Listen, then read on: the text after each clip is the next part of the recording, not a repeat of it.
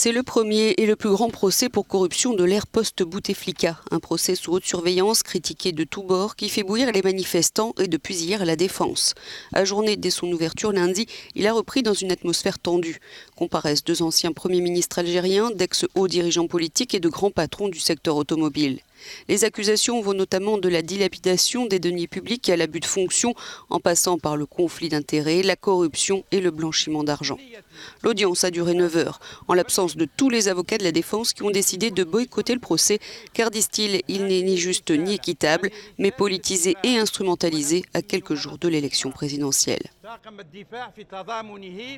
Mais nombreux sont ceux parmi la population algérienne qui veulent la tête des accusés, notamment des anciens ministres, et ce d'autant plus que 3 d'entre eux sont en fuite. Nous espérons que ce procès aboutira à quelque chose. Ce que nous voulons, c'est que la justice dise d'eux que ce sont des voleurs et qu'elle les mette en prison à vie. Ces ex-personnages politiques ont volé le pays. Ils doivent être exécutés devant les gens. On doit assister à ce procès parce qu'ils ont volé les vies de beaucoup de gens, comme moi. Tous les accusés ont fait l'objet des vastes enquêtes pour corruption déclenchées après la démission en avril du président Abdelaziz Bouteflika, qui après 20 ans passés au pouvoir a été poussé dehors par le mouvement de contestation populaire inédit, le Hirak.